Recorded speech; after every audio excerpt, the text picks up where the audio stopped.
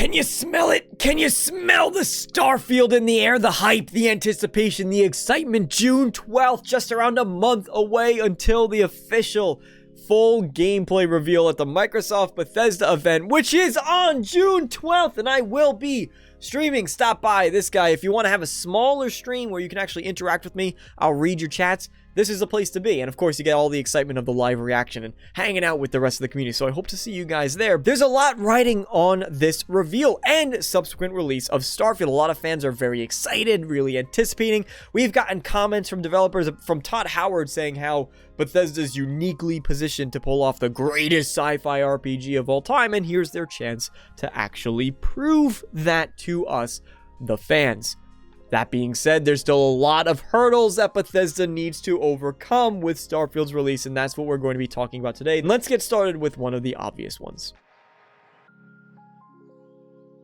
Bethesda is notorious for buggy games. They themselves acknowledged it. Todd Howard acknowledged it on stage with having some buggy releases post Fallout 76. They've acknowledged it. There's bugs in a lot of Bethesda games, and then it comes to modders to patch out some of those bugs. Now, I don't like the argument that modders fix Bethesda's games for them, although I would like some longer-term official support for patches and stuff like that on Bethesda's end, but whole different discussion. Bugs are a part of every game. In fact, any developer will tell you, you fix one bug, 3 more bugs will pop up in its place. You might fix something at the very beginning of the game, there'd be something new that pops up way at the end, and it's hard to find. I don't envy being in that position, and especially when you keep in mind an open world game where there's so many moving parts.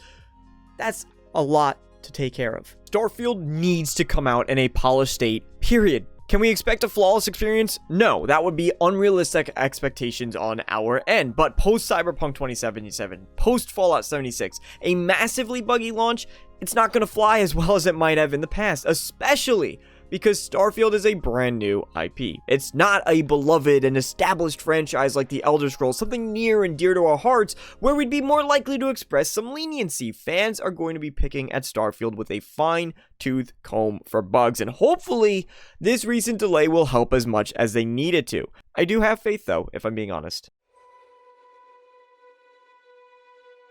The next one is going to be the old, outdated engine stigma, right? Even though the Creation Engine has now evolved to the Creation Engine 2. DeMarco from the future, since recording this video, some new information has come up, some inside information that states maybe the Creation Engine 2 actually isn't as big of a jump as we might have been led to believe it will be. A discussion for another video for certain, so stay tuned for that one.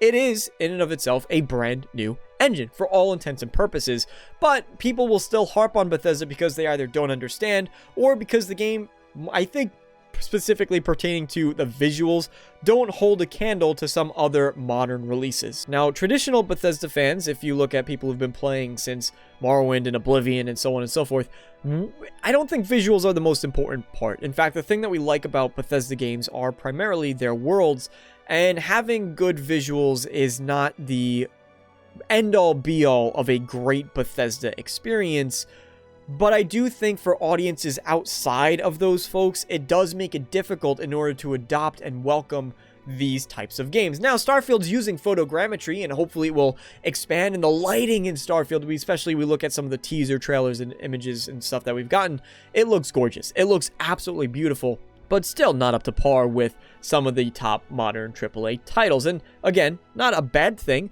but it does create an area of disconnect between some fans versus others that might be hard to make this universally adopted by everybody, especially folks who are just looking for the best visual experiences out there. But more importantly than that, and the part I want to focus on, is that people don't understand that the Creation Engine 2 is not the same as the Creation Engine.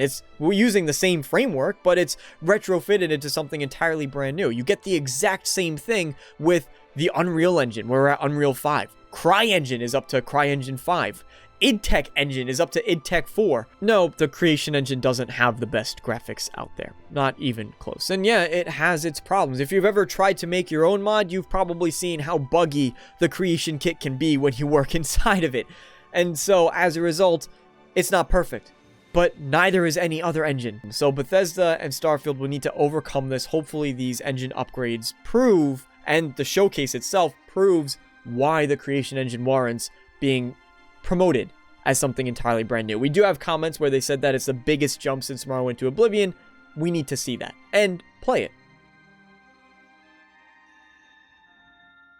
The next big hurdle is going to be hype and expectations, and I've actually talked about this in a separate video at length about how they can be dangerous and how we can manage them. You can check that out if you're interested, but managing that hype or the expectations of what Starfield is will be difficult because so many fans want so many different things, and at the end of the day, you're always going to find a party who's disappointed because Bethesda did whatever they do, and a party who's really excited about it. I don't think there's ever a situation that possibly exists in any timeline where Bethesda releases a game that's perfect for every single fan. There's always going to be pockets of communities out there who are going to rage and probably be very vocal about it across social media, Reddit, and other places. Starfield is easily one of the most anticipated games of this generation. It's died down a bit since the announcement of the delay, but I guarantee when we get closer to whatever that new release date is going to be, the hype will pick right back up. That's why you see comparisons between Starfield and Cyberpunk. That hype can be really dangerous for this game, and that's absolutely true. It's true for any game, especially when fans start setting their own expectations in the wrong places. So yes, part of it is on us, but the other part of it is absolutely on Bethesda themselves, especially when you have Bethesda, Pete Hines, Todd Howard, Aaron Greenberg, Phil Spencer, all of them hyping up what Starfield is. Aaron Greenberg from Xbox stated that he thinks it's going to be truly one of the most special games of this generation. That's a lot to live up to, and Bethesda needs to really be careful about their word choice, and we as fans need to really not assume what Starfield will have. We just have to wait and see. Whatever we see at the showcase is what we get. June 12th conference, join the stream, will be one of the only opportunities, or one of the best opportunities, I should say, in order to make sure that we know exactly what we're getting ourselves into, so that when it does release, fans are ready for what Starfield has to offer, and all of these questions that we're asking up until the reveal hopefully have been answered. In fact, I made a video about the major things that Starfield will need to reveal to us. You can also check that one out. The exclusivity for Starfield is not a hurdle to it being a success, and I can promise you that. I don't care how many people turn around and start explaining, well, they're ignoring a whole segment of their audience of PlayStation users by not releasing on that platform. It doesn't matter. I promise you, it doesn't matter. It doesn't matter to Bethesda. It doesn't matter to Microsoft. They're still getting the sales numbers that they're looking for by being a platform exclusive. In fact, all past examples of platform exclusives have proven that they will be less successful than if they weren't. For example, Borderlands 3 exclusively on the Epic Game Store sold more than Borderlands 2. Metro Exodus did wildly better than Metro Last Light. Two sequels exclusive to Epic that did perfectly fine. Exclusivity isn't a bad thing. Does it limit the access of players to experiencing Starfield? Absolutely. Do I like that players can't experience this game that I'm incredibly excited for? No, I don't like that. I wish everybody can have the same excitement for Starfield that I do. But unfortunately, for PlayStation users, they need to look at it to buying entirely new hardware, and that sucks. But when it comes to the success of Starfield, the exclusivity is not going to be a determining factor, period. And the last thing I want to address, how far Starfield will delineate itself from previous Bethesda titles. We've heard time and time again from Bethesda themselves about how it's a return to what fans love about Bethesda games, specifically the RPG roots and RPG background.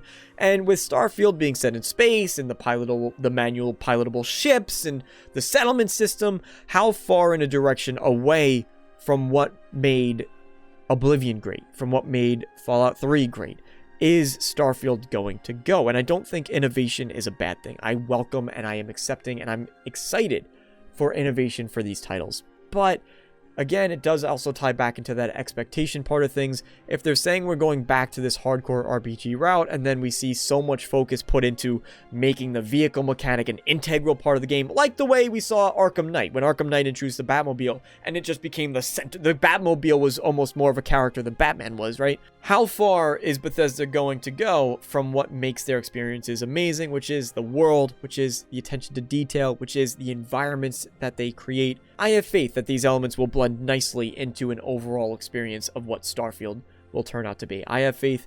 I think you guys should as well. That's my personal list of Starfield's biggest challenges it will need to overcome to set itself apart and to ingratiate itself within already existing and beloved Bethesda franchises. So what are your hurdles that you see going forward for Starfield? Let me know in the comment section below, and thank you all so much for watching. I hope to see you all next time.